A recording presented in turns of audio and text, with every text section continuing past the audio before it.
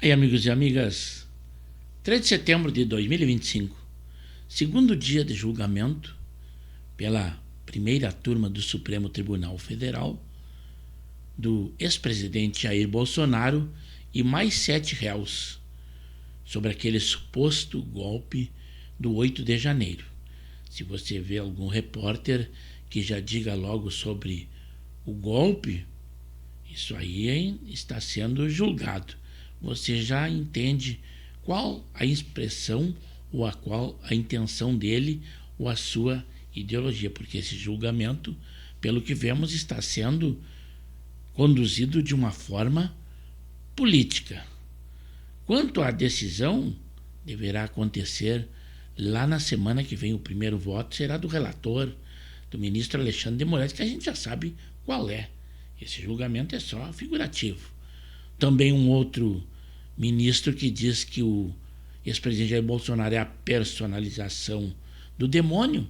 Eu acredito que não daria um voto sobre a sua absolvição de maneira nenhuma. Ao que sabemos até agora, o único voto que poderá ser dissidente é o do ministro Luiz Fux, que ele já demonstrou em outra oportunidade. Mas não esqueçam que esse julgamento está sendo observado pelo mundo todo. E muitas acusações estão havendo, inclusive aqui no Brasil, até com a oitiva daquele ex-assessor do relator e vítima deste julgamento, que é o ministro Alexandre de Moraes, e o seu ex-assessor, o Tagliaferro, que foi ouvido simultaneamente numa comissão lá no Senado Federal. Mas também eu trago que o deputado Nicolas Ferreira também está representando junto ao Tribunal de Contas da União para saber por que os gastos com escritório de advocacia nos Estados Unidos para defender o ministro Alexandre de Moraes sobre a sanção da lei Magnitsky que foi aplicada a ele, mas foi aplicada ao cidadão Alexandre de Moraes. Essa lei foi aplicada a tão somente 1.000 pessoas no mundo todo e a muitos ditadores. Mas também uma esperança de que pudesse haver alguma parada nesse julgamento por causa até do sorteio que foi sorteado o ministro André Mendonça, mas foi por terra. A explicação, a imprensa ou o jornal Metrópole nos trouxe o porquê de não poder anular ou cessar este julgamento. Também aqueles valores altíssimos da AGU. O seu presidente, o Messias, este está rindo à toa. E eu trago a vocês os números também em vídeo. O ministro da Advocacia Geral da União, Jorge Messias, recebeu em junho um total bruto de mais de R$307 mil em honorários advocatícios pagos pelo órgão. Após os descontos, o valor líquido ficou em R$225 mil, o equivalente a mais de 12 anos de salário mínimo. Os pagamentos são feitos a todos os integrantes da AGU e, neste caso, tiveram um aumento por causa da complementação de férias retroativas desde 2017. Só em janeiro, o Messias já havia recebido um outro repasse elevado no valor de R$193 mil. No total, a AGU distribuiu R$2,3 bilhões de honorários no mês de junho.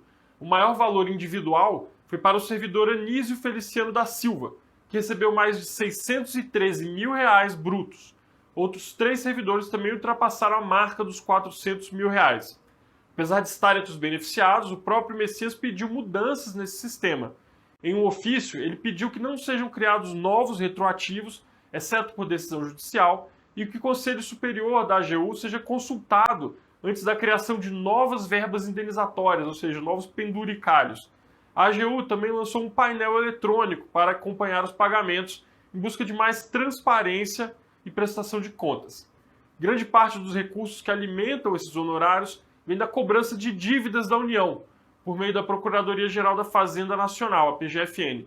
Só no ano passado foram mais de 3,7 bilhões de reais repassados ao Conselho Curador dos Honorários Advocatícios, que é o conselho que administra esses repasses. E também é o próprio jornal Metrópole que nos traz a informação do pensamento de que poderia haver uma suspensão desse julgamento diante do sorteio do ministro André Mendonça. Mas aí está uma explicação para que todos nós estejamos bem esclarecidos dos fatos. Sorteado relator de um pedido de habeas corpus para suspender a ação penal que julga golpe de Estado, o ministro do STF, André Mendonça, já sabe o que fará com a solicitação, que foi protocolada pela defesa do tenente-coronel Hélio Ferreira Lima, que é réu no processo, junto com Jair Bolsonaro e outros aliados do ex-presidente. André Mendonça não acolherá o pedido do militar, porque não cabe a um magistrado do Supremo suspender, por meio de habeas corpus, ato de outro ministro da Corte. Há jurisprudência e súmula no STF nesse sentido. Desse modo, o mérito do habeas corpus não poderá sequer ser analisado pelo gabinete de André Mendonça, revelam fontes com interlocução com o magistrado. Uma decisão para suspender a ação penal teria de ser apreciada por meio de agravo interno ou agravo regimental, que é a mesma coisa, pelo colegiado responsável pelo julgamento. No referido processo, a primeira turma do STF, da qual Mendonça sequer faz parte. Nesta quarta-feira, a defesa de Jair Bolsonaro apresentou sustentação oral aos ministros da primeira turma da Corte. E o deputado federal Nicolas Ferreira está interpelando ao Tribunal de Contas da União para dizer quais as razões do gasto do governo federal sobre a contratação de escritório de advocacia lá nos Estados Unidos para defender o cidadão Alexandre de Moraes, uma vez que a sanção magnífica foi feita à pessoa, ao cidadão e não à nação brasileira.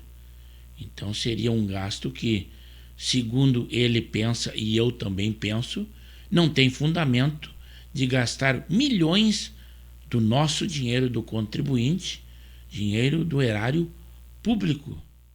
O deputado federal Nicolas Ferreira, do PL de Minas Gerais, acionou o Tribunal de Contas da União contra a contratação de um escritório jurídico nos Estados Unidos pela Advocacia Geral da União. O contrato tem como objetivo defender o ministro Alexandre de Moraes das sanções impostas pela Lei Magnitsky durante o governo de Donald Trump. No dia de ontem, no 2 de setembro de 2025, uma péssima notícia ao governo. União Brasil e o PP estão abandonando o apoio ao governo federal. Já na Rede Globo, William Bonner, defensor ferrenho do presidente Lula, também está cedendo lugar ao César Tralli no Jornal Nacional. Felipe Neto, muitas críticas a Donald Trump, apagou de suas redes sociais também com medo da aplicação da Lei Magnitsky. Segundo o noticiário, Eduardo Bolsonaro alertou ao presidente Donald Trump de que as sanções implantadas ao ministro Alexandre de Moraes não estavam surtindo o efeito esperado. E com isso, ele também está pedindo explicação aos bancos brasileiros do porquê não aplicarem isso. Essa lei ela não é aplicada imediatamente ou automaticamente. Primeiramente, poderão ser aplicadas multas altíssimas e depois outras sanções virão. Bancos brasileiros também podem ser punidos por não aplicar as sanções da Lei Magnitsky, a lei que o Estado americano impôs a Alexandre de Moraes, ministro do STF. A Lei Magnitsky pode permitir ainda que o governo americano exija que os bancos estrangeiros, no caso brasileiros, sejam excluídos do sistema SWIFT, caso mantenham relação com os acusados. O SWIFT é uma infraestrutura crucial para o sistema financeiro, englobando o sistema de comunicações interbancárias, fundamental para transações financeiras internacionais. O Banco Central do Brasil ainda não se pronunciou sobre o assunto.